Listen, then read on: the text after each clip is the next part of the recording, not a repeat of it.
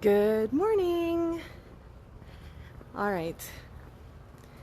So, of course, maybe they'll watch this video because I tagged them in it. Maybe not. I don't know. But I wanted to talk about why this upcoming temple party is so special to me, because Monique and Reid are going to be there. Peter will be there too. And I love Peter. He's Monique's boyfriend. And also, I have had a long-standing crush on both Reid and Monique. So, yeah, there's this thing like in Las Vegas, there are now a few people that are like in the sex positive arena, so to speak. But it's been kind of a long time coming. I was the kink community, like the BDSM community, they were having classes and stuff. Oh my gosh, I think I have a hair on my ankle. It's like so hard to reach my ankle. Okay, my right ankle. It's like, okay. I hope I got it. Anyways, back in the day when I started doing all this, there wasn't consent culture in Las Vegas for sure. That was definitely not a thing.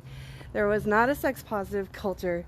The only thing that was really going on with human sexuality that I was aware of was like the BDSM scene. They were doing lots of classes and things, and that's where, I'm very grateful for that. So, a friend of mine here in Las Vegas, he said I reminded him of Monique. And so I started following Monique. This is actually before she even got with Peter. So it's been a long time. Or maybe when they were first getting together. And I really could relate with Monique. There was a lot of things in my life at that time. I was just opening up, going to play parties, doing all kinds of exploratory, fun, crazy things.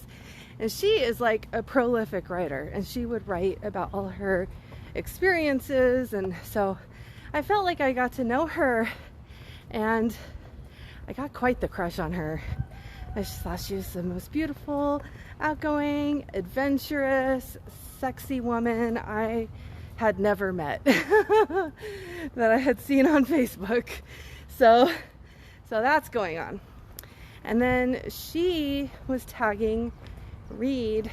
I don't know, I'm pretty sure that's how I met Reid online on Facebook, through her posts and her tags, because of course I was stalking her, right? Like, I don't know, I was fangirl. I don't feel like I was stalking her, but I feel like I was definitely paying attention to her. So this happens with my foot. If I can't touch it because of the bend, and just is tickly. Okay. I don't know why it's so tickly right there. Anyways, I hope this is providing some comedic relief. I don't know. Anyways, so here I am looking at Monique and all the people that all her beloveds, as she describes them. And I get turned on to Reid, and I think Reid is really fucking cool too. And I start developing a little crush on Reid too. And I knew enough to know, I thought, that so there are some areas in like the sex education world that there are not well-defined areas. Like in counseling, I believe you're not supposed to ever have an intimate relationship with your clients. I'm sure there's some like 90-day cooling off period, or 1 year or something like that. There's probably some ethical guidelines, and I didn't know what their personal guidelines were.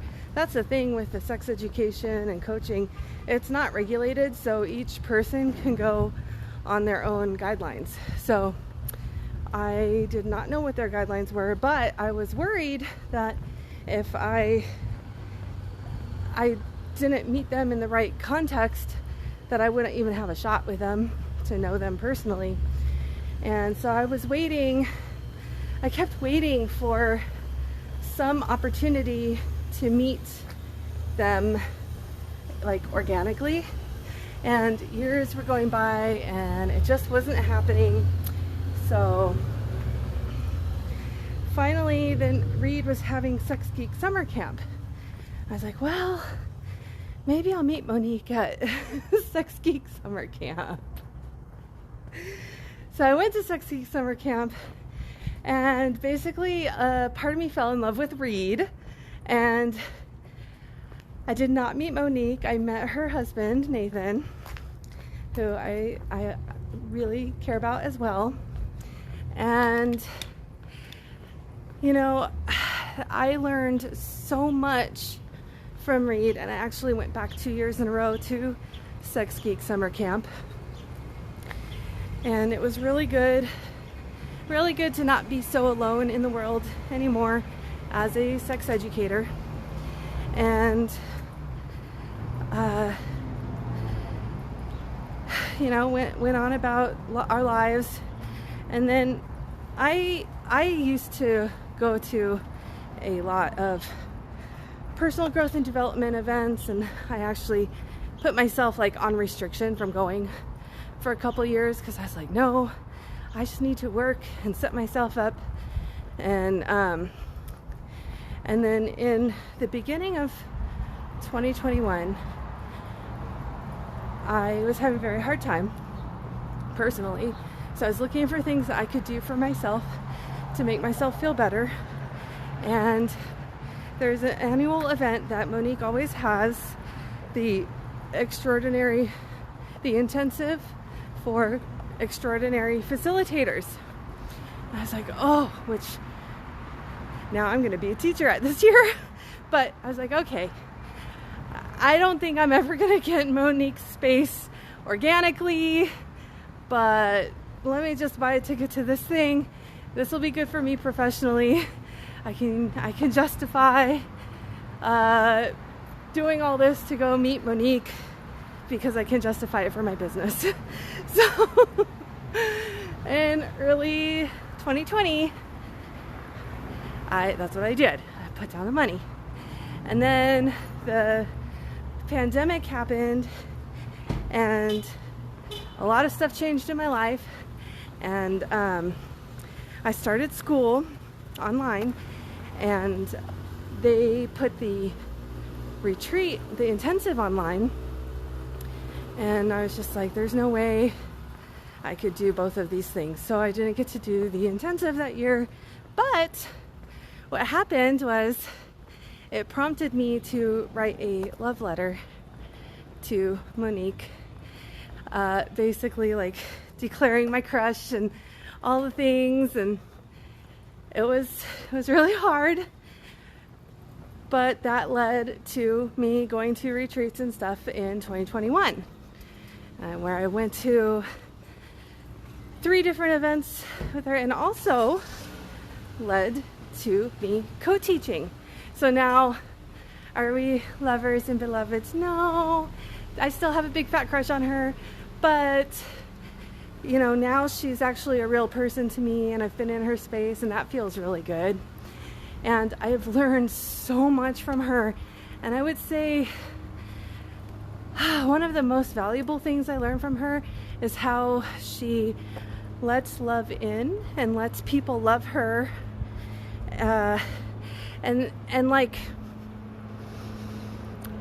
seeing how she navigates receiving that much love and adoration from the people around her, and that it's okay to do that and it's safe. It doesn't mean that there's any obligation on her part to do anything more besides just be more herself. That's been a big learning for me. I haven't gotten a chance to hang out with Reid very much, just like one time at a private party, because you know, some people are less risk tolerant than others in this COVID day and age. So I guess that's kind of, I don't know. I'm not close to him, so I can't speak to what his inner workings are. But anyways, so now he's coming out for these events, and you know, I might get to know him even better. And it's very interesting getting to know these people that have such a big social media presence, or sat basically at their feet, right, at these events where they're teaching in the room. I'm in the room, and we're all sitting at their feet on the floor, receiving what it is that they have to teach us. So it will be interesting this coming weekend in Las Vegas. I'm really excited. Also, the other thing is that Cuddle Party has had a huge impact on my life, and Reid is one of the co-creators of Cuddle Party. So, and I actually went to my first Cuddle Party. It was my second Cuddle Party at Sex Geek Summer Camp when he conducted it. So I got to like hear it from like all the things they say, all the jokes, all the stories. I got to hear them firsthand from the person who freaking wrote those. And so I'm really looking forward to it, and looking forward to opening my heart and connecting with them, and just being of service, and continuing the journey of learning and the sharing. I just feel really, really grateful. So I don't know, I guess the story's not so salacious, but it's a big deal to me. And I wanted to share it for anyone that's thinking about coming to the temple parties in Las Vegas. What's the big deal about these people from out of town? Well, there's a whole big deal. It's my whole crush on them. All right. Well, that's it for today. Make it a sexy day.